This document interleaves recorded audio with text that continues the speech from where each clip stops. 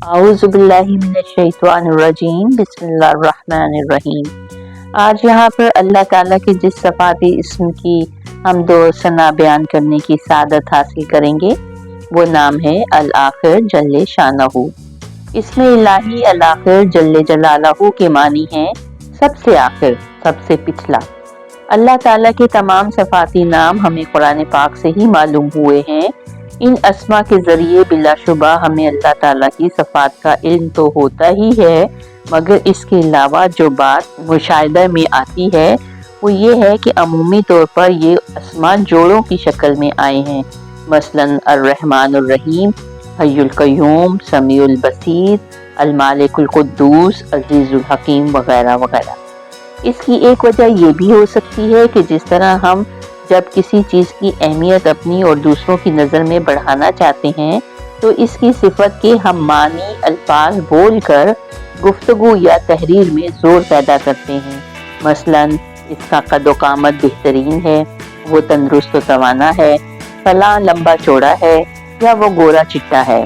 चुनाचे अल्लाह रब्बुल इज़्ज़त की बड़ाई बिलाशुबा इन सफ़ात से बहुत बुलंद है। इसकी तमाम सफ़ात यकजा करके भी बयान की जाएं तो भी हम असल सफ़ात बयान करने से कासिर हैं। मसलन अल्लाह तबारुक ताला की सिफ़त में रहम बहुत है। इसको बयान करने के लिए हम इसका नाम अर्रहमान इस्तेमाल करते हैं तो हमें खुद अपनी कमाईगी का एहसास होता है, क्योंकि बिला मुबालगा वो रहम करने की वो क़ुव्वत, वो ताकत, वो सलाहियत और वो हिकमत रखता है कि इसका रहम अर्रहमानुर रहीम कहने का मुतकाज़ी है। यानी रहम करम के इस दर्जे पर किसी का पहुंचना तो मुमकिन है ही नहीं, किसी का तसव्वुर भी इसकी सफ़ात का अहाता नहीं कर सकता। यही वजह है कि कलाम पाक में ज़्यादातर इसकी सफ़ात का बयान इसकी सिफत के हम मानी सिफत से के साथ आया है, या फिर वो दो मुख्तलिफ सफ़ात का जोड़ा बनाकर पेश किया गया है।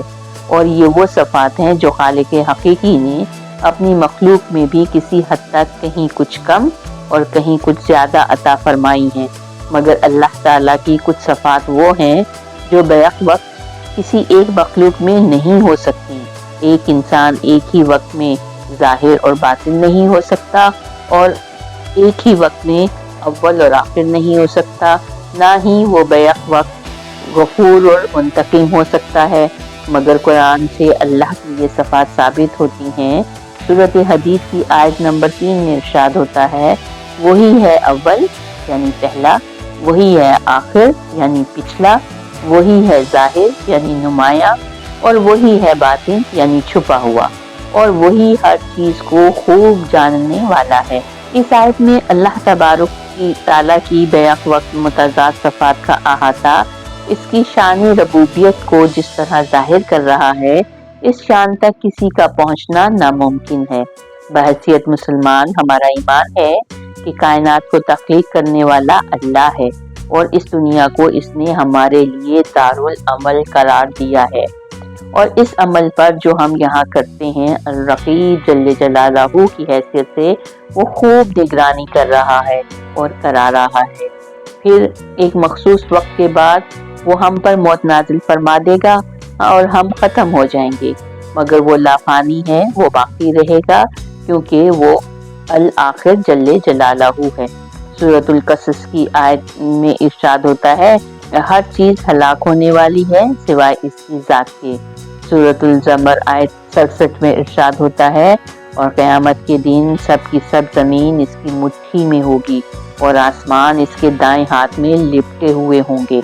इसी तरह क़यामत का जिक्र करते हुए सूरतुल ज़मर आयत 75 में इरशाद होता है, और तू फरिश्तों को अल्लाह के अर्श के गिर्द हल्का बांधे हुए अपने रब की हम्द व तस्बीह करते हुए देखेगा।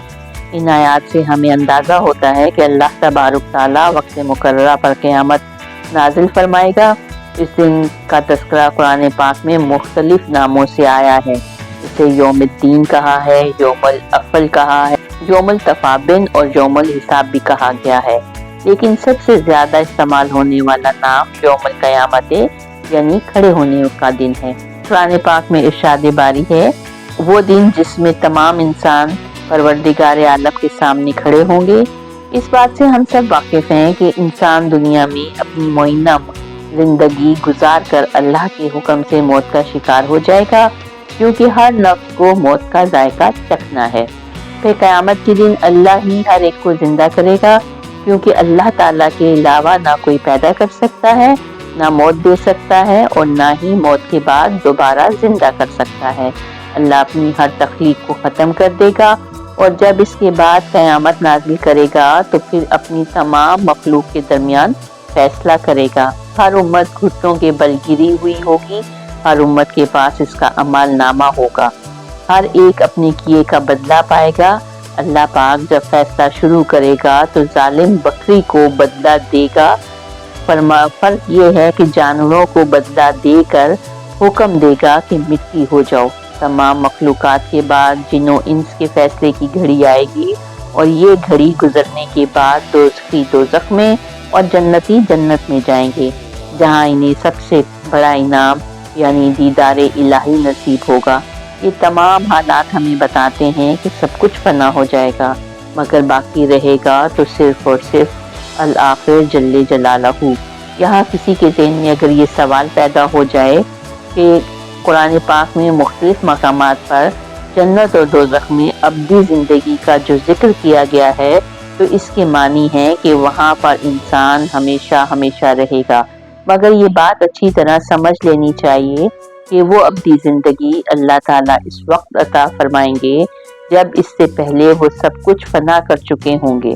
اللہ تعالیٰ الآخر جل جلالہ کو ہی کیونکہ بقا حاصل ہے، وہی لافانی ہے، وہی ہمیشہ ہمیشہ رہنے والے ہیں، وہی آخر ہیں، اسی لیے وہ اپنی بنائی ہوئی کائنات کے ذرے ذرے کو ختم کرنے کے بعد جس کو چاہیں گے دوبارہ حیات عطا فرما کر انہیں اس دارالعمل میں کیے گئے اعمال کے حساب سے زندگی عطا فرمائیں گے۔ وآخر دعوانا ان الحمد للہ رب العالمین۔ صدق اللہ العظیم۔